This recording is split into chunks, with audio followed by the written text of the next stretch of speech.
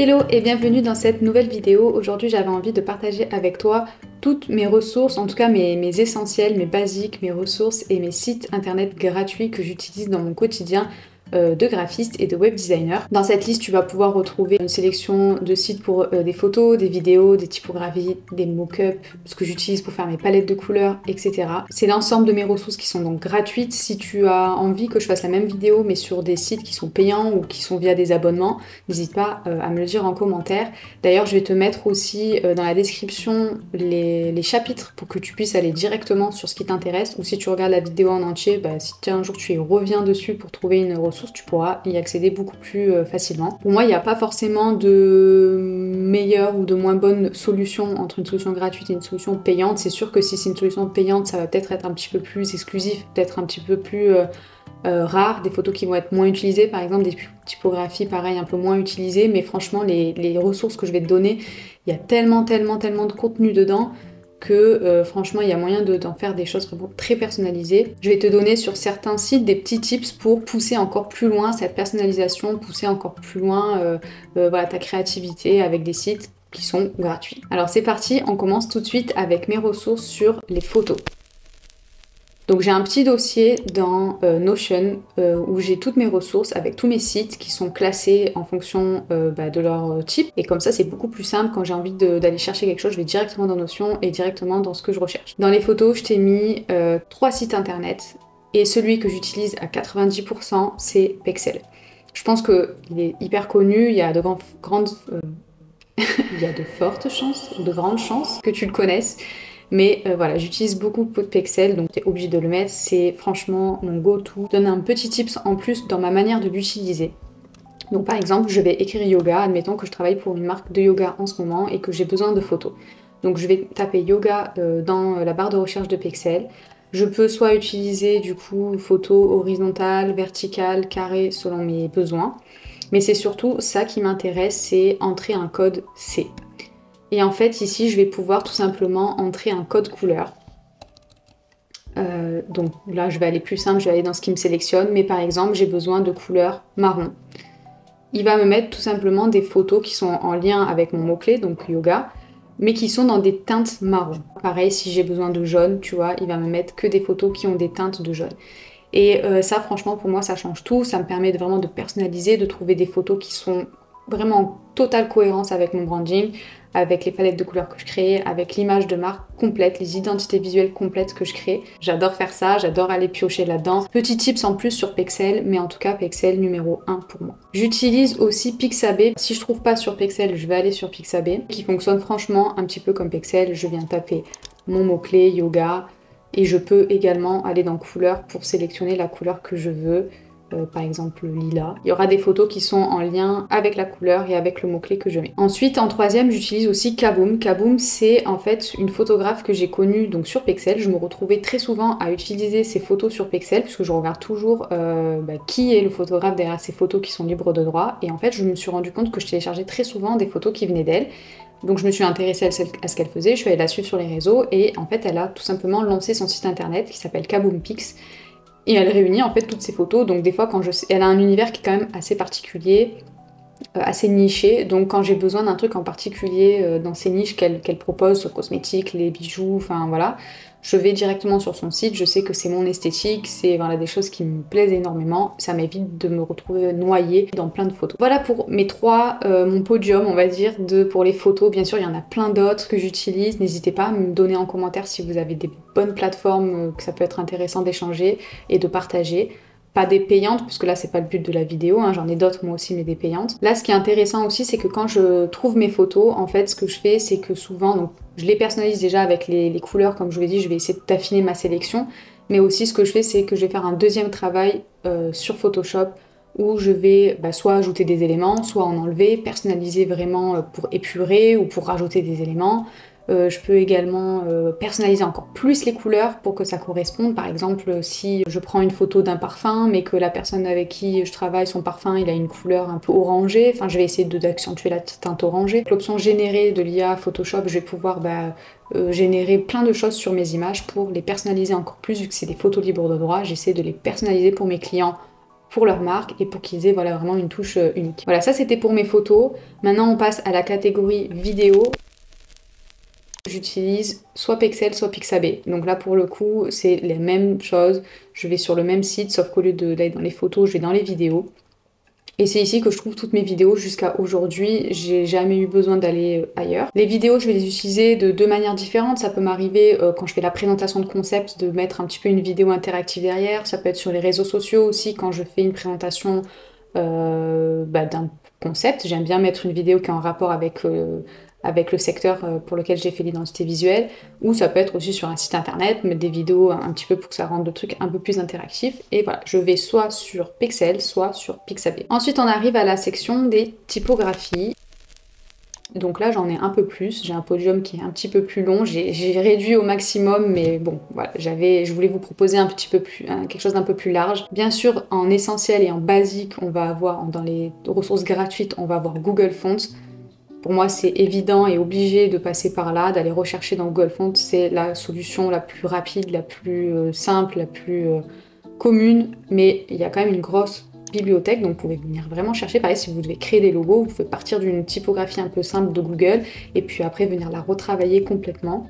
Ensuite, je me suis notée donc Collectivo. Pareil, vous avez plein de typographies qui sont, je trouve, un petit peu plus excentriques que ce qu'on peut trouver sur Google. Vous en avez pas énormément non plus, mais ça peut changer, ça peut vous faire partir sur d'autres choses. Si vous les avez pas encore découvertes, vous pouvez y aller. Ensuite, vous avez FontSquirrel aussi. Pareil, il y a pas mal de typos. Faites attention juste à chaque fois sur les typographies, pareil aux licences, parce que en général sur les sites, à part sur Google, c'est pas forcément 100% des typographies libres, complètement libres de droit. Donc faites attention aux licences pour voir où vous pouvez les utiliser.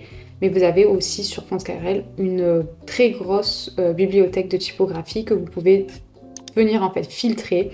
Ici, vous avez classification, tag, ça peut être police rétro, ça peut être oblique, display, vous avez plein de choses. Ensuite, vous avez le seul et l'unique Dafont. Je sais que voilà, il y a des gens qui l'aiment bien, des gens qui le détestent, des gens, voilà, il est assez controversé celui-là aussi.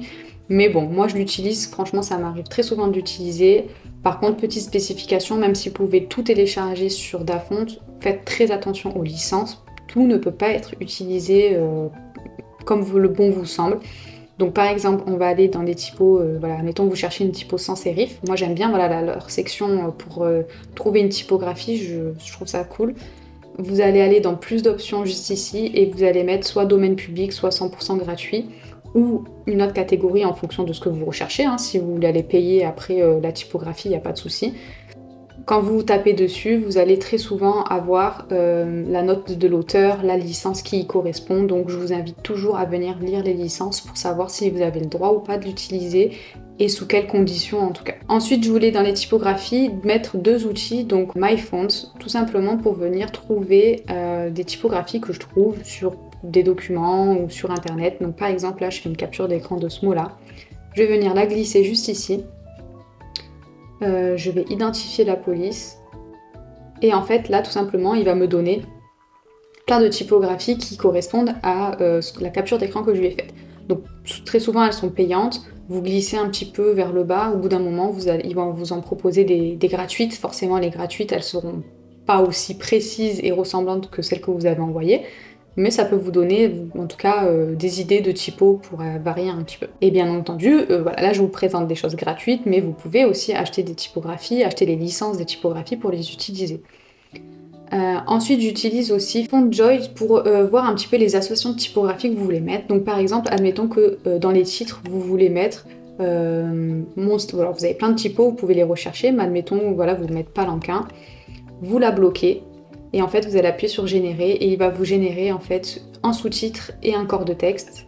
Et ça peut vous permettre ce qui va bien matcher avec, et après vous n'êtes pas obligé de prendre celle qui vous propose, mais vous pouvez aller après dans vos bibliothèques, choisir les typographies qui vous plaisent le plus. Voilà, c'est tout pour la catégorie des typographies. Maintenant, on va passer à la catégorie des icônes.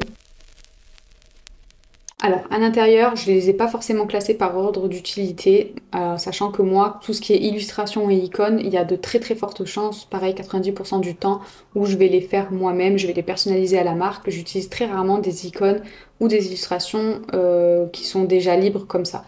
Bon, voilà, j'en ai essayé, je suis allée en chercher, j'en ai quelques-uns dans ma bibliothèque, dans mes ressources. Si vous en avez d'autres, n'hésitez pas à complémenter.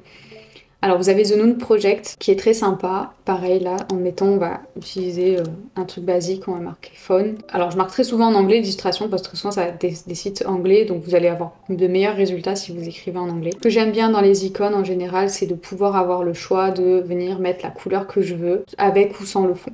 Voilà, ça c'est quand même les priorités. Après vous avez Icon Monster. Franchement, je vais aller très vite sur ça parce qu'ils fonctionnent tous de la même manière, sauf que vous avez des icônes différents, donc après, à vous d'aller piocher là-dedans. On a Theater Icon. Moi et mon anglais, excusez-moi. Hein. Theater Icon. Pareil, là aussi, vous pouvez customiser plein de choses, la couleur, l'épaisseur du trait, ça c'est trop cool, la size, si vous voulez plus ou moins grand. Donc celui-là aussi, super cool. Ensuite, vous avez Icon Scout. Toujours pareil, une grande bibliothèque. Voilà, le tout avec les icônes, c'est d'aller un peu fouiller un petit peu partout ce qui vous correspond. En tout cas, juste petits tips graphiques. Essayez toujours de prendre des icônes qui ont les mêmes épaisseurs de traits, qui ont voilà, les mêmes arrondis si c'est des sur les arrondis. Enfin voilà, quand même qu'il y ait une cohérence entre tous les icônes que vous prenez si vous les prenez sur différents sites. Je vous ai mis Flaticon, que j'utilise très souvent aussi. Flaticon d'ailleurs, comme je vous dis, je vous ai pas mis dans l'ordre, mais Flaticon, je pense que je le mettrai en top 1 dans ceux que j'utilise le plus. Et vous avez aussi Icon 8, Icon 8, je sais pas. Voilà. Je vous en ai mis pas mal, alors qu'en vrai, je crois que c'est là où je vous ai mis le plus de choses, alors qu'en vrai, c'est ça que j'utilise le moins. Mais bon, au moins vous avez de quoi faire. Et en vrai, les autres, j'en ai moins, mais parce que j'utilise à fond une seule. Les icônes, c'est vrai que j'ai souvent tendance à avoir besoin, quand j'en ai besoin en tout cas, d'aller piocher un peu à droite à gauche. Ne serait-ce que pour avoir de l'inspiration pour faire mes propres icônes, j'aime bien voilà, aller sur ces sites-là pour trouver un peu une inspiration. Ensuite, je vous ai mis une catégorie motifs et textures. Pareil, je crée souvent mes propres motifs et mes propres textures, mais ça peut être aussi intéressant d'aller, je sais pas, sur ces sites par exemple, si vous avez besoin d'un fond un peu texturé, comme si c'était du papier, comme si c'était du bois, de la brique, etc. Ou avec des motifs. Donc, personnellement, quand c'est des motifs, ça peut être sûr et certain que c'est moi qui vais le faire, mais dans certains cas, ça peut être intéressant. Et donc, je vous ai mis TopTal, où il y a pas mal de choses gratuites à l'intérieur. Et vous avez aussi Hero Patterns. Hero Patterns, ce qui est intéressant, c'est que vous pouvez y aller et en fait changer les couleurs ou alors directement le télécharger en SVG et aller ensuite dans Illustrator modifier avec votre propre couleur. Les deux derniers qui sont pas des moindres, vous avez la section des mock-ups. Alors à l'intérieur on retrouve RawPixel. Je sais pas si j'en ai parlé dans les autres parce que finalement j'utilise essentiellement pour les J'utilise essentiellement pour les mock-ups. Ils fonctionnent un peu différemment parce que vous n'allez pas vraiment venir télécharger le mock-up. Vous allez faire directement la modification là-dessus. Donc si vous n'avez pas Photoshop, ça peut être intéressant pour vous de l'utiliser. Vous allez directement venir sur la photo, cliquer ce que vous voulez modifier et uploader l'image. Et après, vous pourrez télécharger directement. Donc ça, si vous n'avez pas Photoshop, c'est vraiment une petite pépite. Ensuite, vous avez Unblast. Là, vous allez avoir plein de formats donc à modifier sur Photoshop. Souvent, les sites que je vous présente, je vais vous les présenter pour une certaine catégorie. Par exemple, Unblast, je le présente pour les mock-ups, mais je sais qu'à l'intérieur, vous pouvez trouver aussi des icônes, vous pouvez trouver des typographies, enfin voilà, il y a plein de choses. Ensuite, vous avez Mockup Tree, très très cool comme site internet aussi, vous avez plein.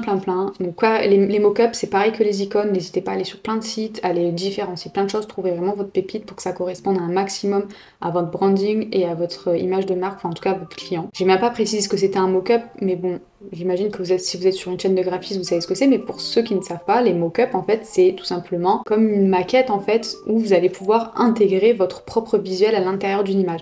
Par exemple, vous allez avoir un slogan sur un t-shirt, bah, vous allez pouvoir venir mettre votre slogan à vous, votre marque, et ça va tout de suite s'incruster en fait dans l'image. Donc ça c'est super. Par exemple, moi j'utilise pour faire des vitrines, pas de magasins, ça peut être sur des vêtements, des étiquettes. Vraiment très cool à utiliser. Si vous l'utilisez pas encore pour la présentation de vos concepts à vos clients, je vous invite à le faire vivement, c'est hyper important. Et j'ai toujours de très bons retours sur les clients quand ils voient leur logo ou leur concept sur des mock-ups. C'est 100 fois mieux pour eux de se projeter dans les identités visuelles que vous créez pour eux. Ensuite, dans le même style, vous avez Mockup World. Toujours pareil, vous avez plein d'idées à l'intérieur, plein de mock-up.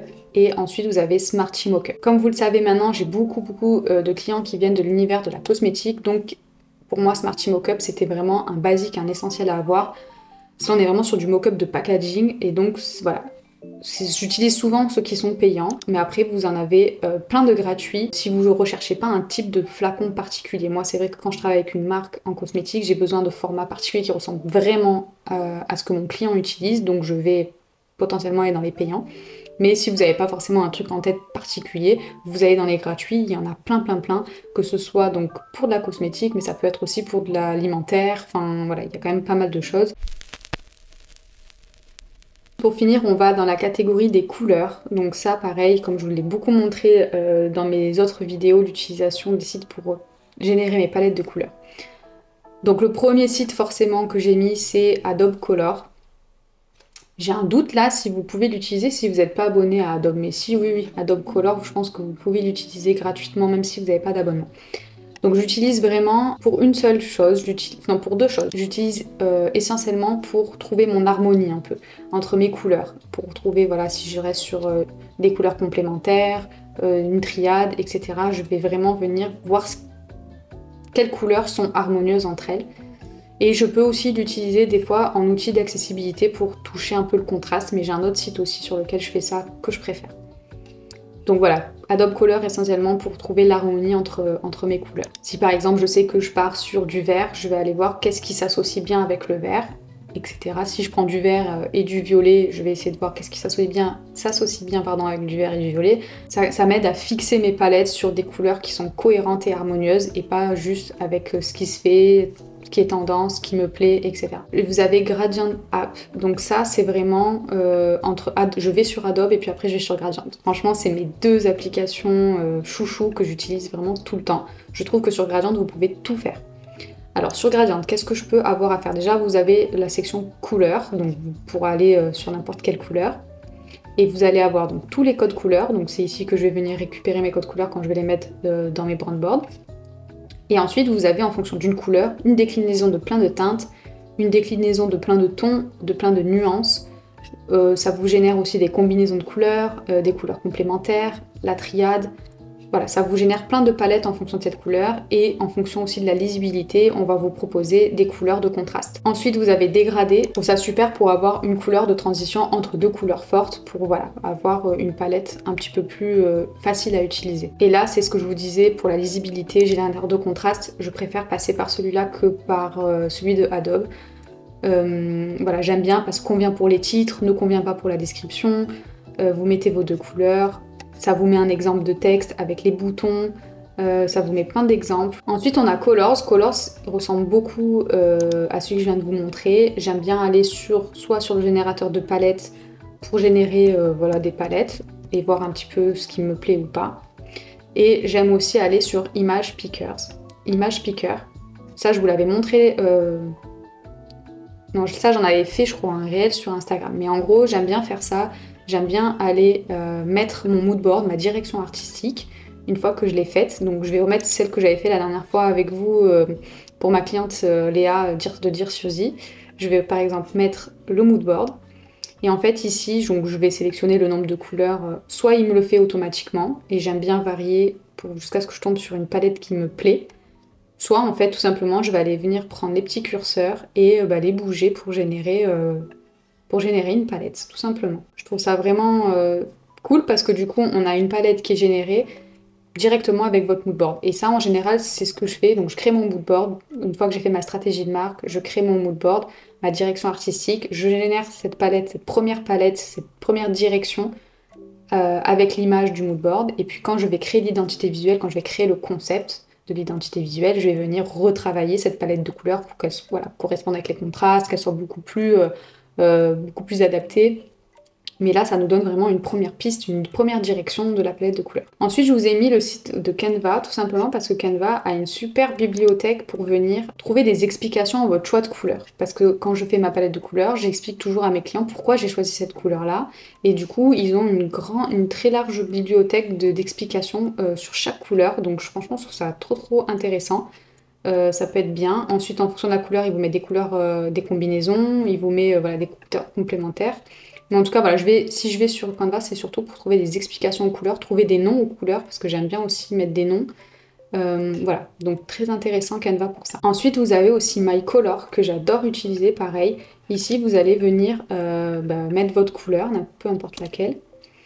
Vous appuyez sur générer et en fait, il va vous générer des palettes de couleurs en fonction ou à partir de cette couleur que vous avez enregistrée et qui respecte en fait l'harmonie des couleurs.